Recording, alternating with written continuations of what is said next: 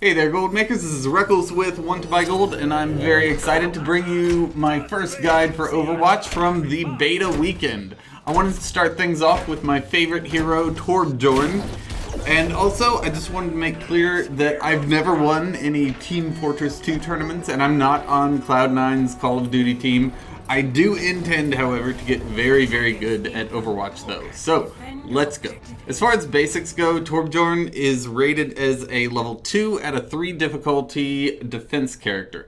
He has 200 health, fires bullets that fall slightly with his left click, and a shotgun blast on his right click. He and Bastion are the 2 turret characters in the game, and every few seconds you can press shift to build a new turret that has 250 health, meaning nobody can one-shot it with just gunfire. So, scattered gunfire, it's not going to kill it. That turret kind of sucks though, so upgrade it as fast as you can. Upgrading your turret to level 2 takes 12 seconds, 100 scrap, and 10 whacks of your hammer. So you can swap between your weapons, your gun, and your hammer by scrolling your mouse wheel or pressing 1 and 2. Torbjorn's upgraded level 2 turret has more health. It has 425 health and it has 2 gun barrels. It doesn't really hit any harder, but it essentially has double the attack speed. The turret still has the same range of 40 yards though, or meters. I forget which. Does it really matter? 100 more scrap and you can upgrade it to level 3, which gives it 600 health and a rocket launcher, which does do a lot more damage. Okay, so I love this guy and highly, highly recommend him to new Overwatch players. Why? Because even though he doesn't have a whole lot of health, he only has 200 health himself, he is essentially 2 characters with 2 health bars, himself and his turret. So not only is your turret essentially tanking damage for you, but if you're a new player, it probably has better aim than you do. Like if there's a lot going on, your turret's hitting things and you aren't. Also, if you're about to die, your ultimate Molten Core gives you an instant 500 health and infinite scrap for the duration of the ultimate. So you can upgrade your turret to a level 3 for free, or you can just give yourself and your team free armor packs. Your fire rate on the gun is also doubled as well, but Torbjorn's auto attack damage isn't really anything to write home about. It's better to just build a turret. He's not usually thought of as an offensive character, like for attack teams, but I found that if I've got Reinhardt and a lot of good offense characters, I can just follow along and just keep building a turret next to a payload and just keep building a turret and not ever really upgrading the turret, just next to the payload. Just keep building a level 1 turret. Just level 1, move forward 10 feet, another level 1 turret, move forward 10 feet, and that's super annoying for people to deal with. Another really annoying thing you can do is building a level 2 or a level 3 turret on top of the payload. I haven't found as much success with that because that can get pretty easily sniped down. But that's my attacking tip. So every 10 scrap and 1 swing of the hammer also heals up your turret for 100 health.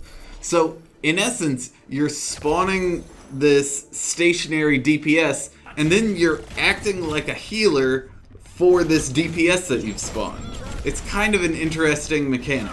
He excels at defending hallways with lots of action and cover fire for his turret, but be careful. It's easy for a Reaper or a Tracer or a Genji to jump in behind you and take you or your turret out if you get too focused on a specific location and don't have your team to back you up.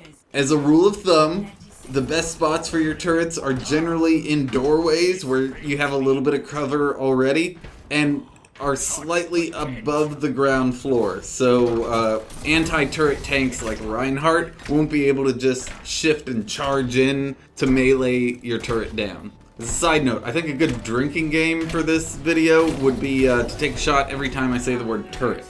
Alright, so I think people who are really visual spatial will gravitate to this guy. because there's a lot of like mental picturing that you go through before you put down each and every turret. Like, if you're in a square room and you know the enemy is coming in the front from the northeast, you might think to put the turret in the southwest corner of the room so they get shot as they walk down the hall, right?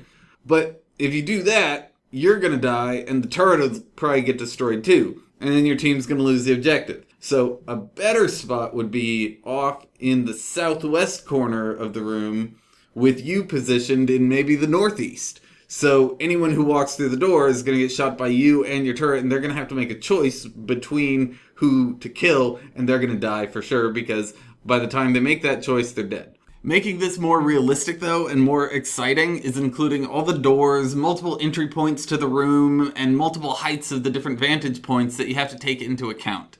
So, finally, let's talk about armor. Your E throws armor packs on the ground wherever you're aiming. It's super expensive, though. It costs 50 scrap, which is half of your scrap bar. So if you're playing in a random group, try to actually throw armor at the person you're trying to give it to, because scrap is a valuable resource, and it's super frustrating to see armor go to waste. And you know, it's even more frustrating to see someone die just 3 feet away from an armor pack that they could have picked up, and it would have saved their life if they just would have moved 3 feet to the right, and they would have won the fight, and then we would have lost the objective. God damn it. Initially, though, I was giving armor to tanks, who, you know, they're the ones taking the damage, so give the armor to the tanks.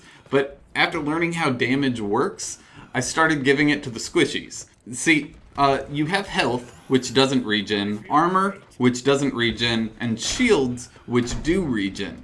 The healers can do a much better job of helping the tanks than giving the tanks plus 50 armor. However, giving a friendly Widowmaker or Zenyatta plus 50 shields can prevent them from getting one shot by a shot to the head, or 2 swipes from Genji's Dragon Blade ultimate, which does 120 damage per swing.